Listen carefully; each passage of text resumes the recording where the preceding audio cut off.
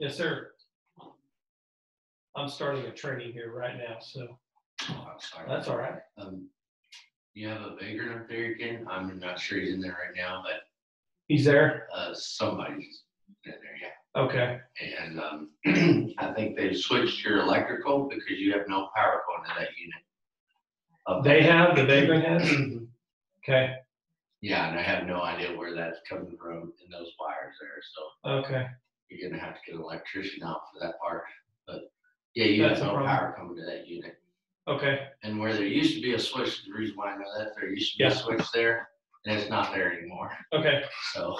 Okay, I'll get on it. Thank you very much. We'll get a hold of you. You're all right. How are you guys? Cody, are you there? Let me unmute you here.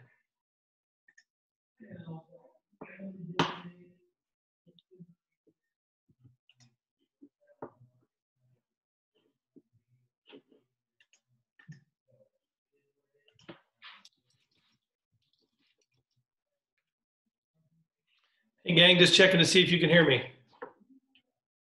We're good? Awesome, we're gonna get started here in just a second.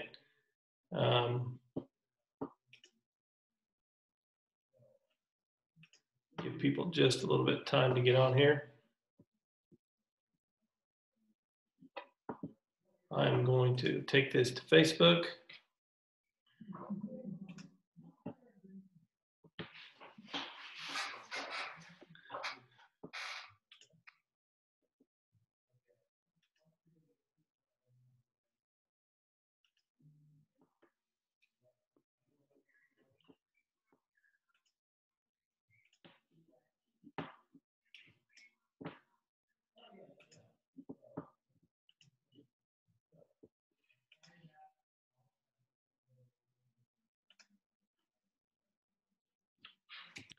Hey gang, we're getting started here. I'm just going to take this live to our Facebook group and we'll get rocking and rolling.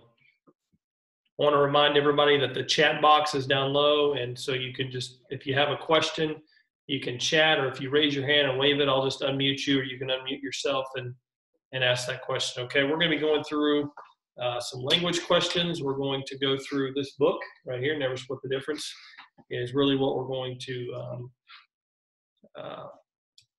be working on. So, getting started here just quickly.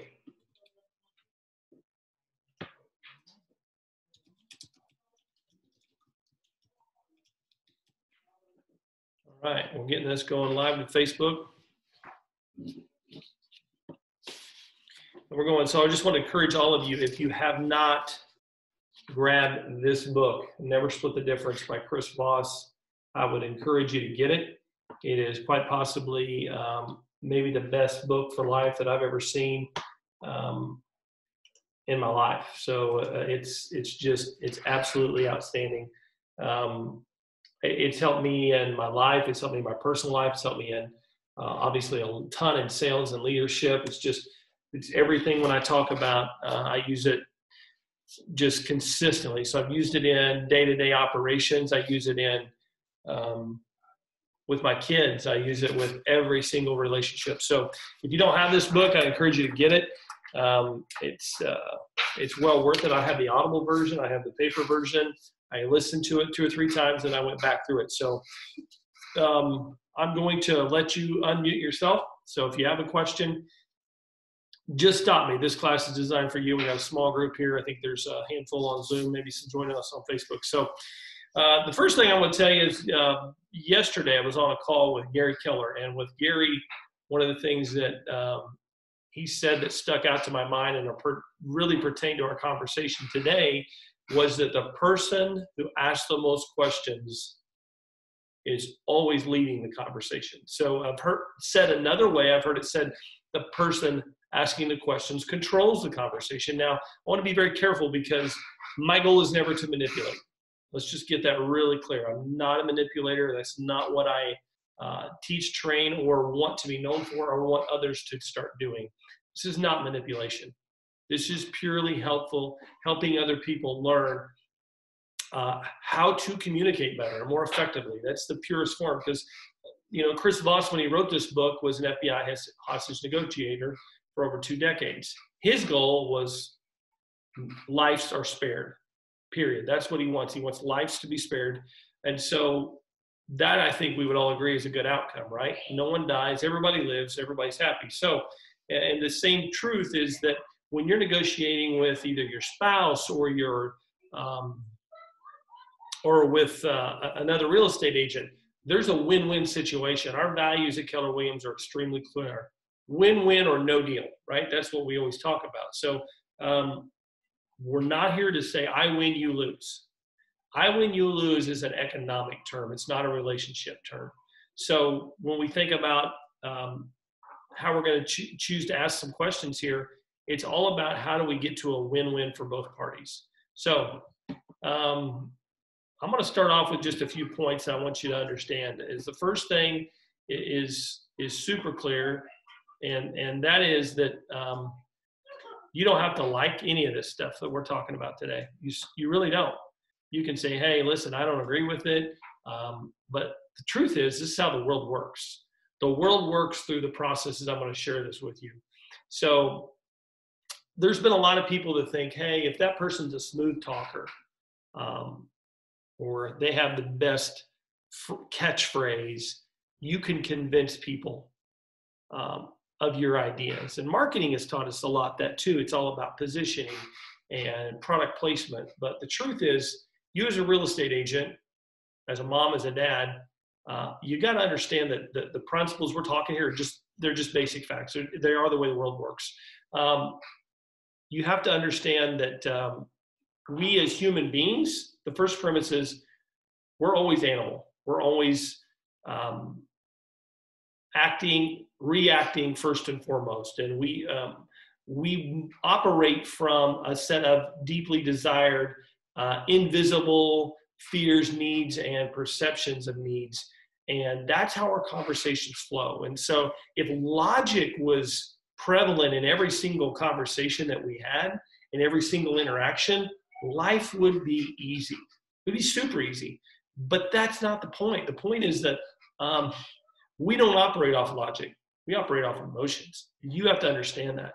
So your mood, your client's mood, your spouse's mood, your children's mood, all those moods, your demeanor, and your delivery is the most important thing. I think most of you went through BOLD. If you haven't went through BOLD, I encourage you to do it. There's an exercise in which they teach you that 93% of communications is not the words. It's the tone of voice and the body language. That is emotions. That's what we're talking about. So our ability to be really dialed in with people's emotions is clear. That's why I tell people that when you send an email or a text, there's 93% interpretation that's left open, that's there. So no one knows what's going on. It's truly up in the air on how that person interrupts it. So maybe some of you, interprets it. Maybe some of you have ever been through this exercise where you read a sentence in 6 different ways. If you guys nod your head if you've seen that, right? You've seen a sentence read in different tones with pauses and inflections in certain ways. That's why some people, I really encourage folks to at least pick up the phone. Because in our world of texting and emailing, we leave a whole lot of room to be left interpreted, okay? So that's what I tell people, be very careful when you're communicating via written. So you have to understand that mood. You have to understand the economics of the mood, okay? You have to understand your feelings, all right? Feelings are what drive so many. You guys just excuse me for just a second. I'm going to let these folks know that we're teaching in here.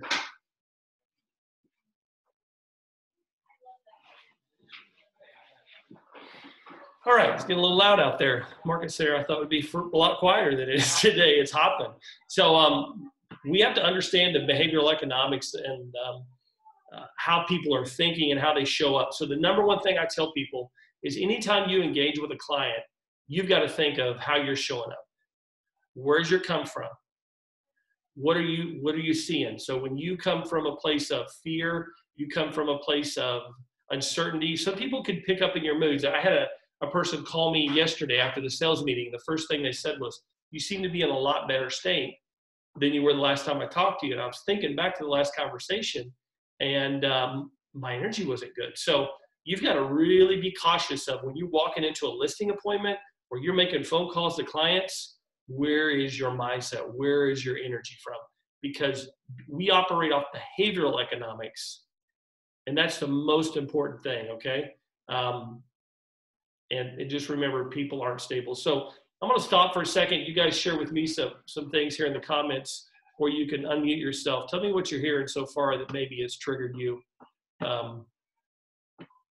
Brian, Nancy, Dana, Cody, anybody? Okay, I've got something. So I totally agree that texts and emails can be misinterpreted in so many ways. Yeah. And the contradicting thing with that, though, or conflicting, I guess is the better word, is that so often you have to send that written documentation to back up what was said.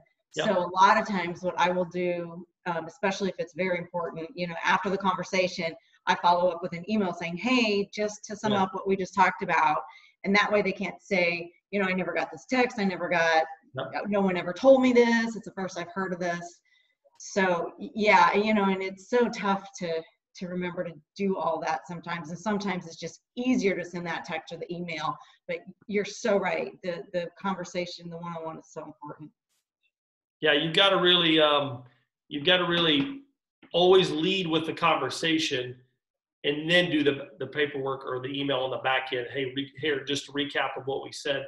The problem I see is a lot of people want to take the easy button and they just want to go right to, hey, I'm just going to send an email, I'm just going to send a text, and they stop that verbal communication. That's where things break down, especially when we're negotiating contracts or we're negotiating defects. I think a lot of things, people just send that defect notice over. That is a recipe to get yourself in trouble.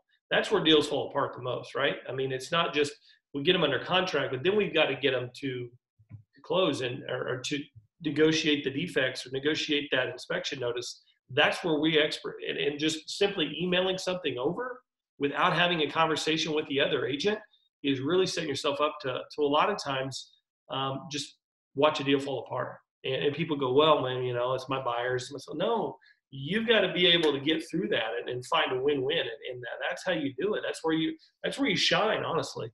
Yeah. So I agree. Having the conversation, but then wrap it up at the end with a recap. Hey, just confirming it, we're on the same page. Because you're right. If you don't do that, somebody says, well, I didn't hear that when you said that, right? Their mind is in a completely different place. So that's good. What else? Travis, I know for me, I've kind of taken the Zoom calls as an opportunity to record myself and watch my consultation.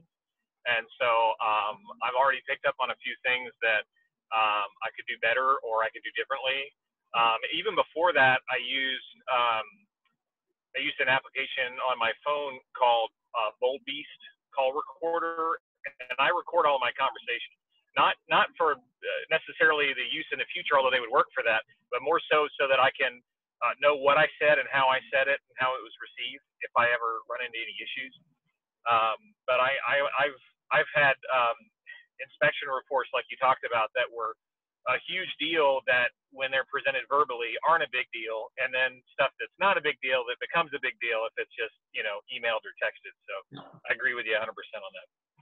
Yeah, you brought up a great point there, Brian. Recording yourself sometimes doing something will make you understand way more how you're showing up. It's very eye-opening if you haven't recorded yourself talking to see. Yeah, nobody likes to see ourselves. No. We don't like to hear ourselves either, right? When we hear our voice, we're always like, that's not our voice. I didn't sound like my voice. It is. So I think recording the visual presentation, and we did that for years and years in my last job. So I got to see the bad things and the good things. So you learn a ton, right? You go back to what Chris Voss did in hostage negotiation, and it was all over the phone. You know, I can't imagine trying to negotiate with a hostage over text or email. I think it's just, how could you? You can't build rapport that way, can you? I mean, how many of you have ever met a complete stranger and said, I'm going to build rapport with you just texting and emailing? Oh, it didn't work. It doesn't work. How would you do that? You can pour your cup out, add value all you want, but at the end of the day, you can be replaced by anybody just like that. So you've got to work on building rapport. And I think, you know, today, one of the things I've noticed is, you know, we don't use FaceTime at all. It's been there for years on our phones, and we've never used it. I've used it some here recently because I'm not getting any face-to-face meetings, and wow, it's so much easier. It's so much better. I'm getting so much more. Does that make sense? Mm-hmm, totally. Yeah. So the next thing I'm going to talk about is cognitive bias, and it's very important for us to understand that when we're dealing with every human being, they have a cognitive bias, okay? And that is unconscious, and it's irrational. And how we see the world is shaped by those biases. So when you walk into meeting someone, having coffee, phone conversations, those people have 150 plus different cognitive biases that they have that you're navigating through and you don't even know. So too often I see people, they have what I call low self-awareness, or they don't understand how they're showing up, or more importantly, they're not reading how that person's reading them. I'll give you a great example. I met a guy one time on a railway in Portland. I was leaving a conference, and we were out, and it was late. I was getting out of the conference late, and I was just being friendly to this guy. And I wasn't picking up on some of his stuff. This guy had apparently been out partying and was a little drunk. He's my age, and at the time, you know, he's probably 25, 26. Well, my other friends that let me know later on, they're like, that guy was getting extremely upset with you, and he looked like he was about to fight. And I'm like, wait, what? How did I miss that? You know, but they both confirmed. They're like, yeah, he was he wasn't having it. And that's how we just miss it sometimes when we're not aware of those biases and those emotions and where people are at. You got to understand, sometimes in today's society, are you dealing with somebody that is using prescription drugs or alcohol or marijuana, or what have they done that has changed their bias to where they're not all there? I mean, I was in a board meeting for a nonprofit on a club I'm a part of, and one of the board members came, and he was like going through this weird just range of emotions, and later on I finally woke up and I was like, yeah, that guy, he's been drinking before he came here, right? Like, what in the world is going on? This is like a 1:30 on a Saturday, but how many clients do we not know that when we walk into exactly what we're walking into? So sometimes we just think everybody's like us. We see the world like us, but we have to be very aware that those things aren't going. Does that make sense? I got a little off track with some of those things, but the biases also are brought in from our social upbringing and our personality and experiences we have. So we have to be very understanding that, again, we're not conscious, we're not consistent, we're not rational, and our brain literally is sorting through the world very differently. So how now let's go into questions a little bit and how we ask some of these questions, because these are important times. And I want you to all think of some questions for me that or some situations that you've ran into in the last month, and you go, Travis, people don't want to list, they don't want to buy. I can't seem to overcome it. It's a fact of the matter. But yet other agents are prospering. Okay, maybe it's the way they're processing and isolating questions. So maybe it's how they're framing them. And I'll give you an example of what we call the framing effect. Researchers have shown that if I said, hey, I want to help you improve, you've been ranked on some scales here. I want to see if I can help you get improved from a 45 to a 55. Or I said, hey, I want to help you improve from a 90 to 100. Which one of those sounds better to you? Anybody? 90 to 100 sound better to me right offhand. It does, right? Sounds like a trick question to me. Yeah. It's the same spread, right? It's 10, right? Yeah. Right. Exact same improvement, Still 10. but it sounds better the way we framed it, right? Okay. So sometimes we have to think of questions and how we ask them and which way we frame them, because that framing effect helps impact how we're going to do things. So would you rather sell your house for 95% of sale price today, or would you rather sell it for 96% 6 months from now? Mm-hmm. Which one? 95 today. That's you, right? That's right. But you're also somebody who understands exactly what that cost is over the next 6 months. So sometimes what people think is, let's do pricing. So let's just do pricing, for example. When we think about pricing, people they always think their stuff's usually worth more than it really is, right? Of course. That's a cognitive bias. They think that their homes are better, they're nicer than the comps that you showed them. They don't really have that reality set in. So how we phrase that has to come from how we frame it, right? So one of the things Keller Williams is working on, and the new listing presentations they're going to bring, is letting people do, quizzes ahead of time. Which kitchen's better, yours and having pictures of theirs already done. But the point of that whole process is to help people understand when you compare them, which one's better, right? So when we frame that, we understand a lot of things, and we take a lot of things for granted when we sit down with people. They have no idea. So we have to really think about how we're framing that stuff. Does that make sense? Yeah. So we talk about comps. A simple question would be, hey, here's 5 comps that have sold in the last 6 months that we're using. Okay, which one of these has the better bathroom? Let's look at them. Because an automatic thing most people look at when they think of pricing their home is, what's the first number everybody throws out? Agents included and customers in this area, what's the first thing people look at when they see their home? It's price per square foot, right? Yeah. Oh, that seems high. That's $95 a square foot. I wish we could just throw that entire thought out, because it only works in big groups of data.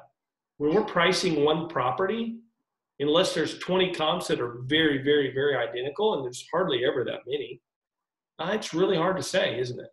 Yeah. Because we don't know,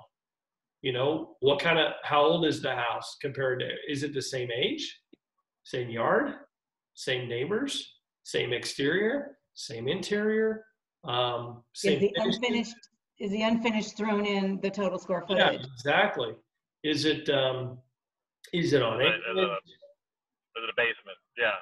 Yeah, we can keep going through all these questions, but you guys understand square footage is the worst usage of anything, really. So what we have to do is when people say, hey, what's my home worth? It's like, I need to see it.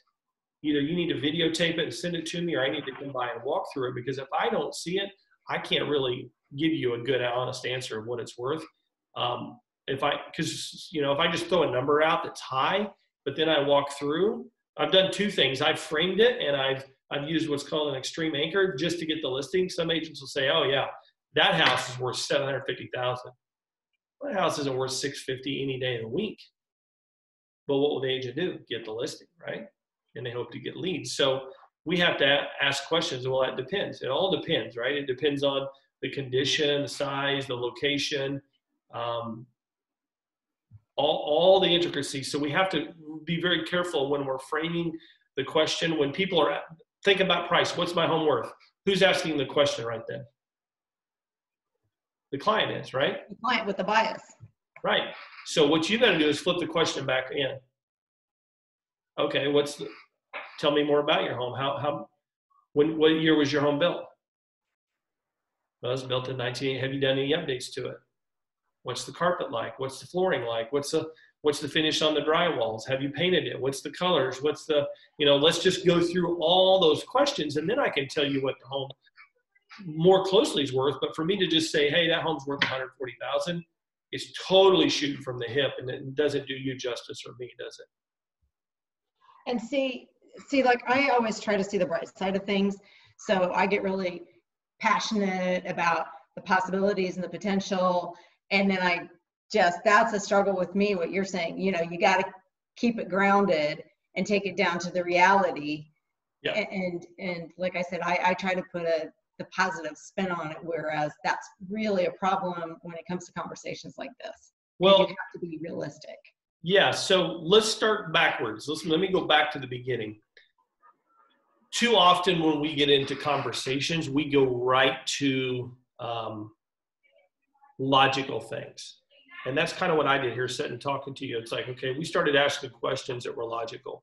I'm going to tell you that people make the decision on who they're going to list or sign in a buyer's agency agreement, not based off logic, based off emotion. Mm-hmm. So what you have got to do is make sure that when you connect with people, that you spend the first 5, 10, 15, 20 minutes building rapport.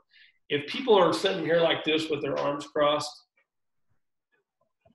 are they bought into you at all? Are they connected to you at all? No. Walk away. If they are not speaking or you see that they're nervous. So your number one job is to calm people down. Okay? One way you do that is your voice. So if you're a very high-pitched person or you've got a lot of energy in your voice and you walk in because you're nervous, you've got to think about, how do I slow down? How do I talk? And I'm going to use I'm a guy, so it's going to sound a little easier, but they call it the late night FM DJ voice. Hey, Travis here, 95.3 FM, K95. That's called the late night FM DJ voice. That helps calm people down.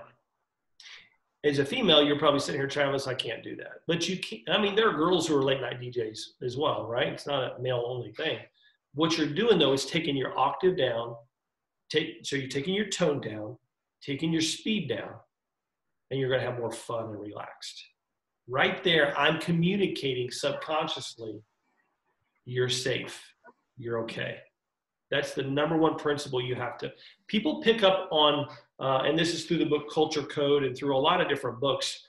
There's so much in anything you read on emotional intelligence. People are reading your facial expressions, they're reading your body language, they're reading the tone of your voice more than they are the words you say ever. So your number one job before you walk into a meeting is to make sure you're fully present and that you're calm and that you present yourself as safe, okay? Then you want to smile. You've got to remember to smile. If you're not smiling, you're dying. In your eyes, too. Yeah, smile through your eyes, exactly. Okay? People I just put a sticky note that says smile on the top of my computer, Travis, because they can't see it. Mm-hmm. So, like, if I'm doing a video conference, I get sitting there the whole time, and it just has a little smiley face saying smile, That's awesome.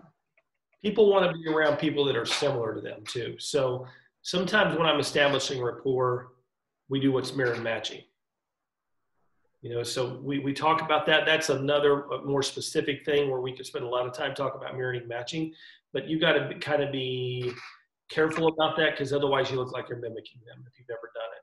But that's where if somebody's leaning forward all the time, after a while, I'll slowly lean forward too.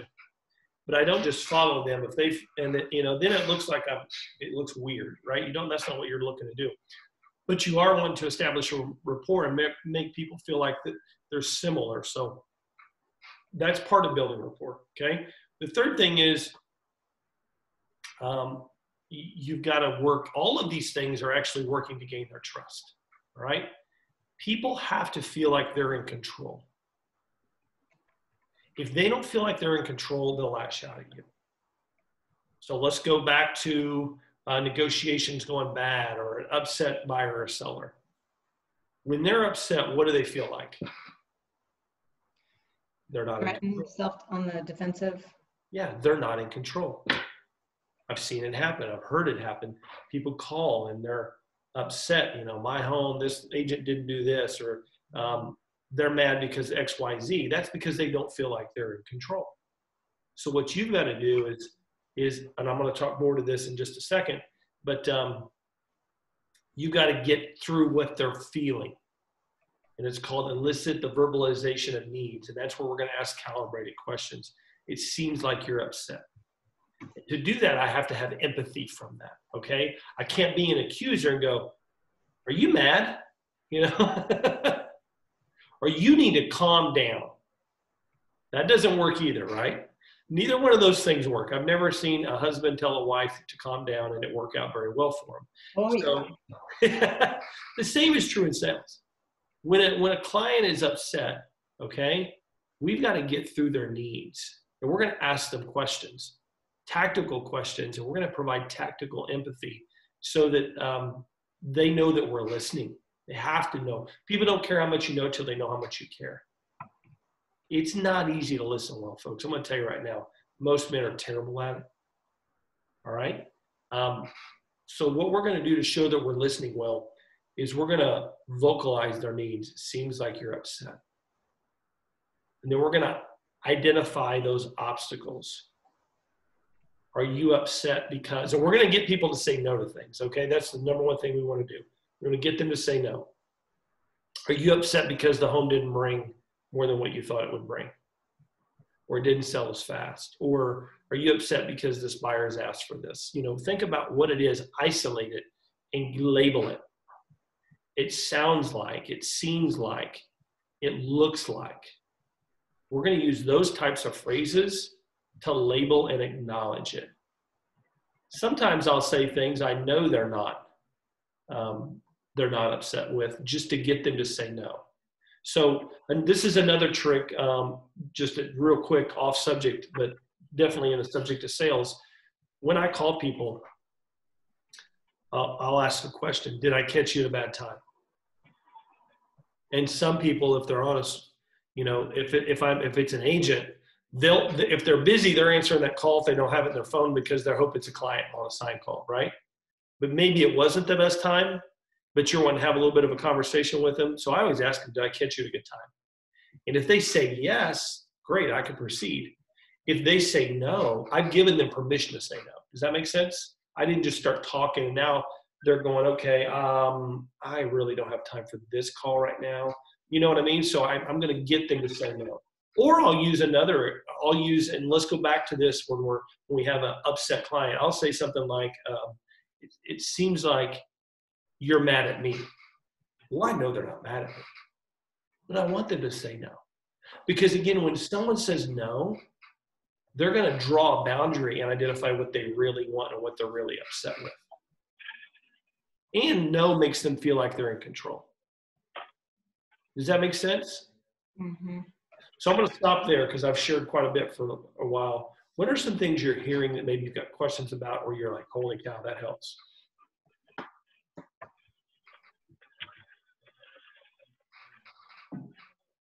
Anybody? I'm still trying to process it all. Yeah, a lot of stuff in there, isn't there? Yeah.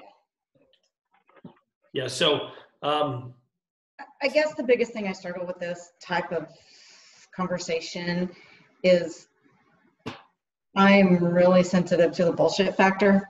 yeah. And so I have a hard time formulating this type of manipulative conversation without feeling like I'm laying on a heavy line of bullshit.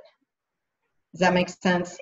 I think I understand. So what you're thinking is that if I'm asking questions, I'm BSing someone?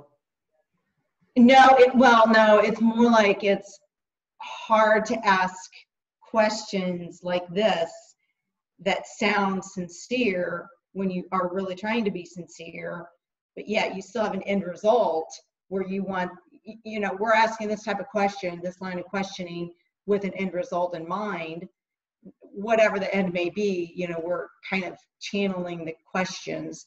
And sometimes when a person channels the questions with an end result in mind, it sounds like a sales job. And so that's the tricky part. So for you, what you're afraid of is I'm asking leading questions to lead people where I want them to go, like a lawyer does sometimes. Yes. And channel. No, totally get that. That's not what I want to do. So I know that, but it's hard. To make that. However, let me just offer. Sorry. No, you're fine. Let me offer a different perspective. Let's just keep this very specific to real estate. If we're dealing with somebody who wants to put their home as a listing, or they've had it listing, or we have a buyer who identified and said, yes, I want to buy a home, I filled out a pre-qual. We're dealing with people who in the beginning said, I want to buy or sell, correct? Correct. Okay.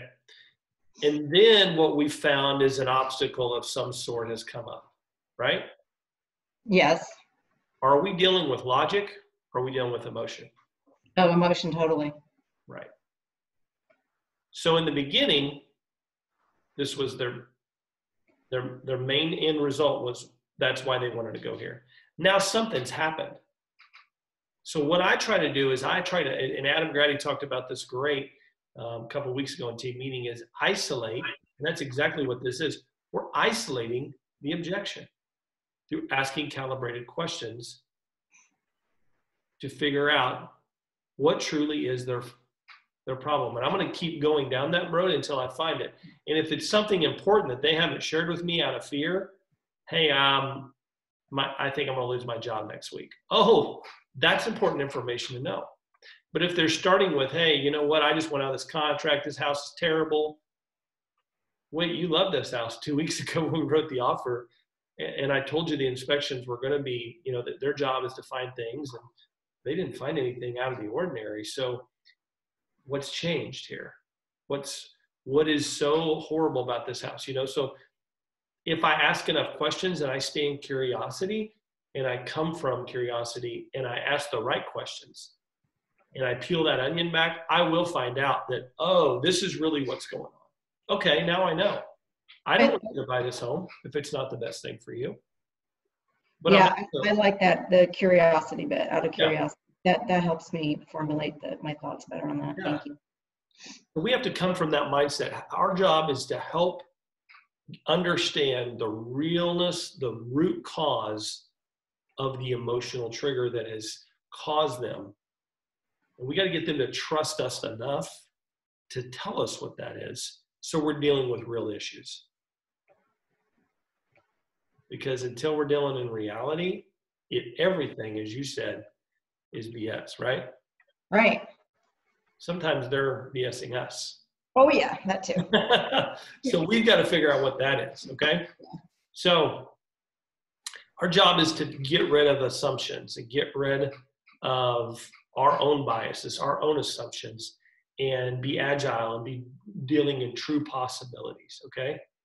And sometimes let's go back to this, okay, we've got an issue and somebody's upset and they've said something. I want to give you a phrase that's really helpful. Take the last 2 to 3 words they said, and I want you to ask a question with saying, I'm sorry, and then the next 2 to 3 words, the last 2 to 3 words I said. This house, this report's terrible. Don't defend it. Instead, ask a question. I'm sorry, terrible? And pause. Yeah.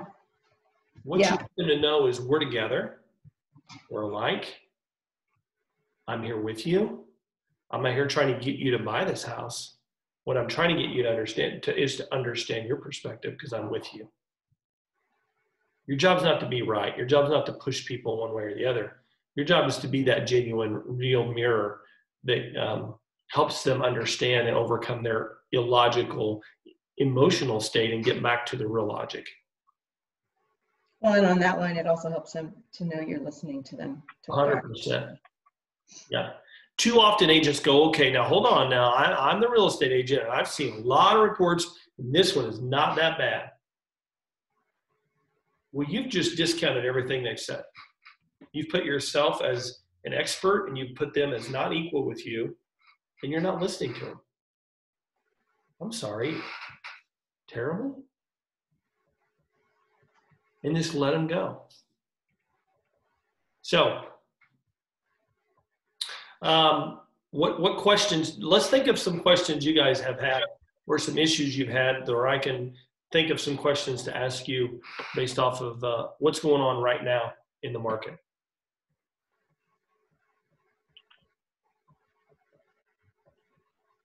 I want you guys to think of some of those. And then write them down for me. I'm going to tell you a couple more things while you're writing those down. When you're listening, or when you're speaking in period, use effective pauses. Pauses are kind of like a splash to a point. They're kind of like a ta-da, that point just lays there in heaviness, and it allows people to focus on it. It also breaks up the speaker. Have you ever listened to a speaker and they just go and go and go and go, and they'll talk for 5 minutes, and I've done this before, I probably did it today, and there's no pause. Your brain will drift. A pause brings everybody back, right? When you're listening, people want to know that you're listening. On a phone, what do we do to let people know that we're listening? What are some things we say? Well, you use the phrase a lot. I know you use this too. Does that make sense? Like you're asking for that confirmation. Like, you know, I say all the time, what questions do you have? Mm-hmm. You know, I try and get the return confirmation. As I think, was it Mark Horstman, which is he's a big business coach early on. I pull a quote from him. He always says communication is what the listener does. Yep. So I could talk till I'm blue in the face, but I always ask the questions to get the call and response. Yeah. Yeah, I always, one of the things that I want people to do is think of also our encouragement when you're listening. So when someone's talking, they want to know that you're listening. So with my wife, I always have to say, yes. Okay. I see. Now, I have another friend that when they talk, there is, okay. They get a little nervous. And it's like that's the only word they use. And I laugh because I'm like, hey, you just said okay 30 times in a 2-minute period. You got to be cautious of that. So what I always do is think about your encouragers from a listening perspective and use a few of them. And then when you're listening, always summarize what you heard someone say. So what I heard you saying is, or it seems like, because what you're trying to get is you're trying to trigger that person to say, that's right. In his book here, this is one of the number one phrases that in hostage negotiation, if he didn't get to a that's right from the other party, then he knew he wasn't making ends meet. He wasn't heading in the right direction. And when I'm really good, and I've listened and I've summarized, people will tell me, that's right. So listening is so important. And question asking, I tell people all the time, I think scripts are phenomenal. They're super important. What's more important? Your listening and questioning asking ability. And building rapport. If you're not good at building rapport with people and listening and asking questions, scripts aren't going to help you a whole lot. You know what I mean? Okay, if you have any questions so far, just let me know. Okay?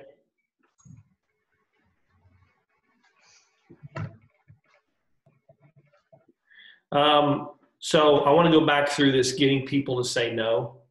You want people to say no to you. So a lot of times we're going to go real estate specific here. Do you want the house to sell on the market for 8 months before it sells? What are they going to say? No. Exactly. Nobody wants to keep their house cleaned up.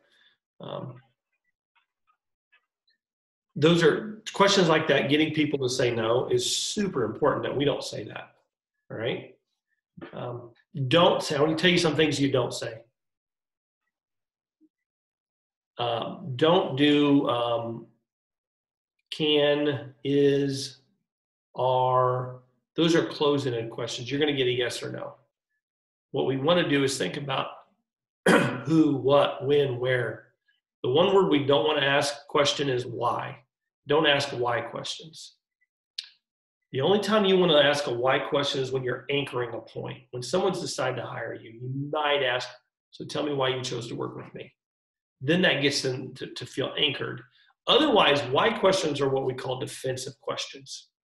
So why questions put people on the defense. So let me ask, think about this the next time you ask a why question, or when someone asks you a why question, think about how you respond. You're going to feel defensive, aren't you? So here's some examples of some who, what, when, where, why.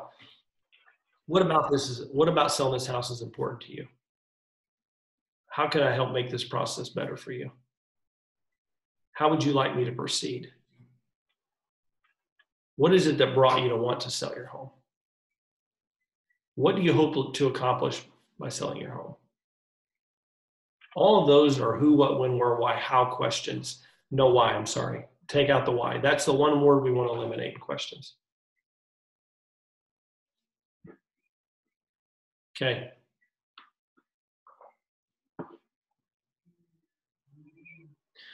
So, do you guys have any situational issues you've run into in the last month? I'll come back to this. I asked this a couple of times that you said, hey, this person said this, and I felt like it was just an absolute, there was nowhere to go from here.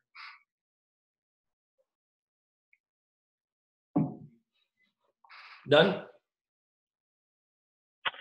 I think mine, Travis, have been more around, fielding questions about, everyone wants to know what the future looks like from a market perspective. And quite frankly, I don't know if this is right, wrong, or indifferent. My script has just continued to be, well, I can't predict the future. However, I can tell you what's happening now. And I don't know that that's hitting with everybody that I've been having conversations with. I think some of them, there's a lot of anxiety. And I've been able to diffuse the anxiety some just through listening and hearing about their situation. But I can't necessarily get them to that point of action where they trust that it's a good time, because I truthfully don't feel, I feel like I'm doing a disservice by trying to say, yeah, the market's going to go down or it's going to go up, because in reality, I don't know. So right. That's my roadblock right now, is trying to advise my clients in the best way. Yeah. So when you think about that question, what are they really asking you? I think they're scared and they want to know if they should do something now or wait, because I think there's a lot of fear around, especially the sellers that I've been talking with that have been, kind of already in my pipeline from previously. There's fear around, do I need to move right now? Yeah. Or am I going too soon? Especially with rates and the changes that are happening on the buy side, it makes it a little bit less attractive for them to make that part of the move, if that makes sense. Well, so the question I ask people is, let's think about how can you shift that back, okay? So if they're asking you the question, who's in control of the conversation? Well, they are, because they're asking the questions. Right. So let's think of another question we could ask. So I guess a better question would be, what would that look like if you were to make the move now versus 3 months from now? Yeah. What would that do for you and your family, or your quality of life between those two options?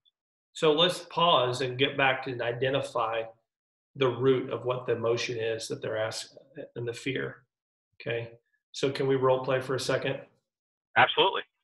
I want you to be the client. Okay. Ask me that question.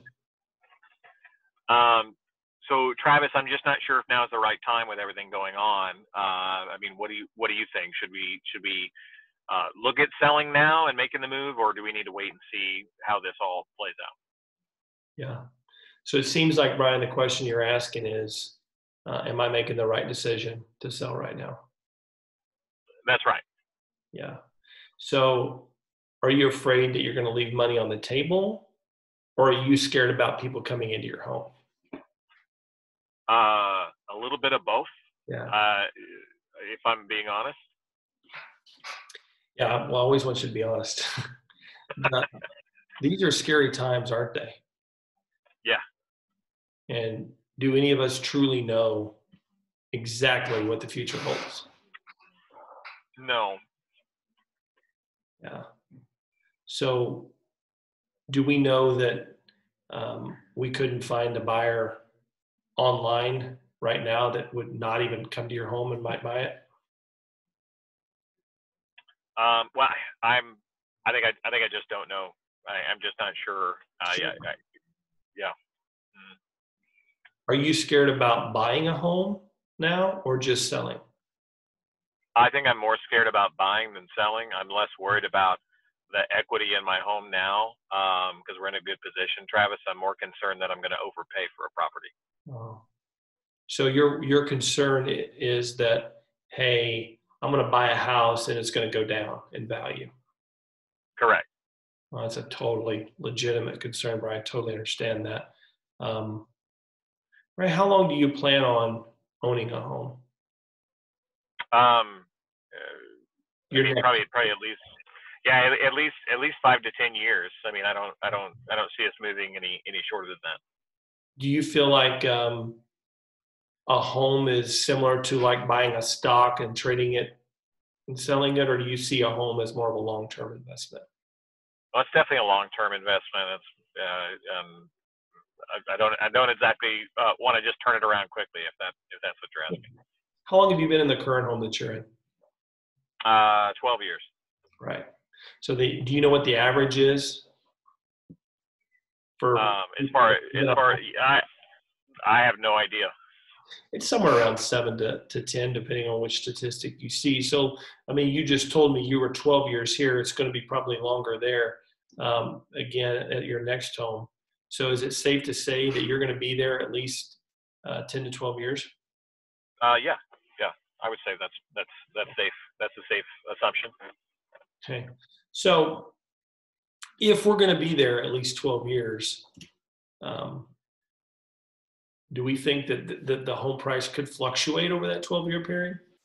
Well, yeah, of course. Right.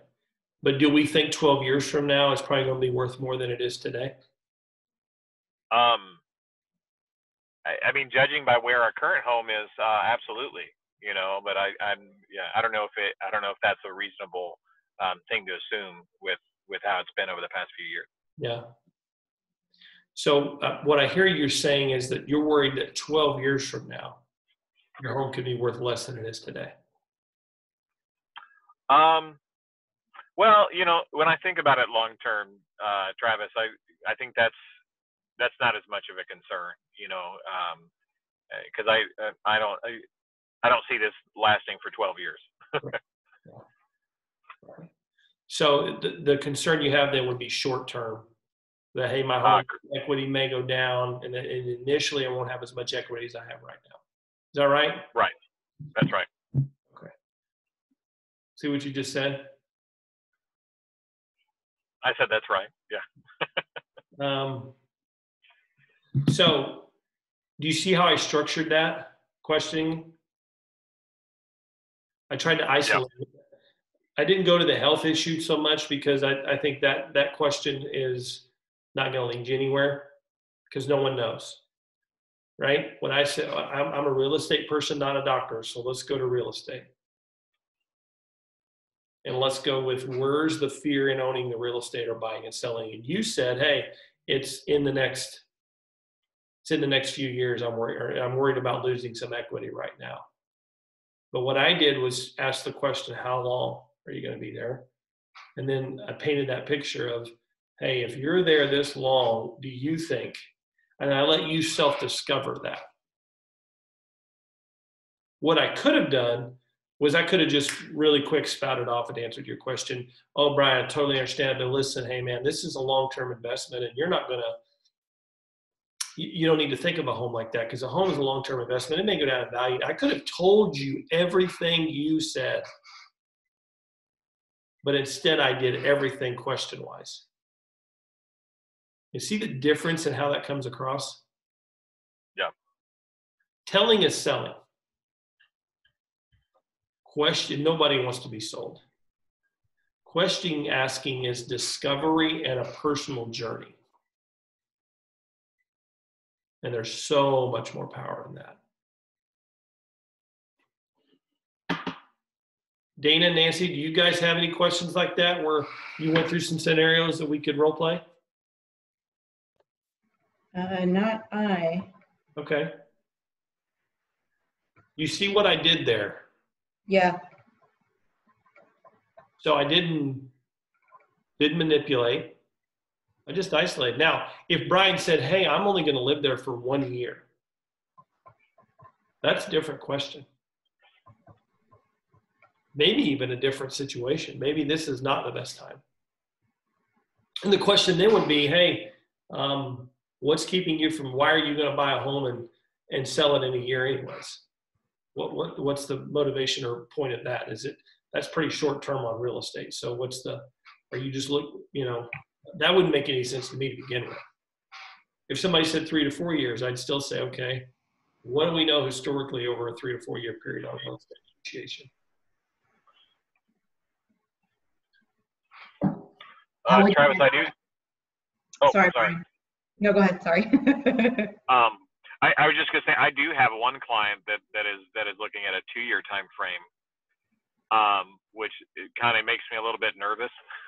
Yeah. So, is there anything specifically that you would approach differently? I mean, basically the way I had the conversation is, we need to be really, really picky on resale value and make sure that we're going in with eyes open to make sure it's a good fit. And I'll let you know if I feel like it's not going to be positioned to appreciate. Right. So I don't know if you would handle that any differently. What's their 2 to 3 year time frame for? So the reason being is they're buying a property for a child that's going to school, and they're going to rent it out with friends and then turn around and sell it once they graduate from that program. Mm-hmm. So are they trying to, or is it tax savings there, or what's their main motivation? The main motivation is to basically reduce the room and board costs for the school, and even have some income from roommates, from classmates that are going to be there at the same time. Yeah. And to put them in an area, their biggest motivation is purchasing is they want their child to be in an area that they feel is safer than where they are right now. Right. And to be at no additional cost or even have some profit. Okay. So it sounds like they want to make a little bit of money, possibly. I think if they broke even at the end of it, they'd be fine. But as long as the money that was coming in for rent was going to be enough to where there was no additional rooming cost or maintenance cost, if that makes sense. Yeah. And what I would say is what I see is that you've got to have a higher, if your goal is to break even, you probably shouldn't invest in real estate. I'm not going to take the risk myself in a major asset to break even. I'm going to take that. It's too big of a risk. It's, whether it be a 50,000, 100,000, 200,000. I mean, if I'm going to buy a $4,000 4-wheeler, drive it for a year or two, and then get rid of it, there's utility in that. But as far as an investment in real estate, I would never go at it with my goal is just if I can break even, because that's leaving yourself wide open to lose money. What I would say is that, hey, if I buy this right and I have a property management company manage it for me after my kids are out and I'm still positive cash flow on rent, then I'm fine, because I'm building equity over time, and I don't have to manage it. I can make money. But if I'm just going to buy it and manage it myself and break even over a 2 to 3 year period and then sell and possibly break even, too much risk involved. Don't babysit your kids. Let them take that risk. They can rent. Gotcha. Because, an HVAC system breaks down in it, and it's a single family home, that's $10,000. I mean, that's boom, I'm not going to touch anything on a real estate perspective, honestly, unless it's a quick flip, sign and seal and sign and sell same day. I make a couple grand maybe, but otherwise I'm not touching anything unless I can make 10 to 20 grand. Because to me, that's break even after taxes. Makes sense. So I would probably revisit what that strategy. They need to adjust their strategy for long-term ownership of that property. What other questions you guys have? Dana, you had one?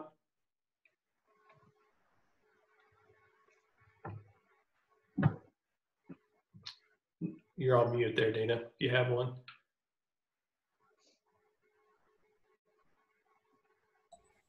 No, I don't have any questions. I'm so new to the real estate thing that I'm just learning. I'm listening and learning.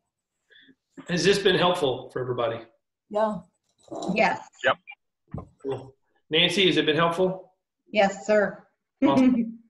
We're in an hour, so I'm going to break it off here. I didn't even get to through the first actual chapter of this book. So I teach this class every couple of months, so I'll kind of start back and go and probably second or third chapter going forward. So I'll post this to the YouTube channel as well. Thank you guys for watching. All right. Thank you. See ya. Thank you, Travis. You bet.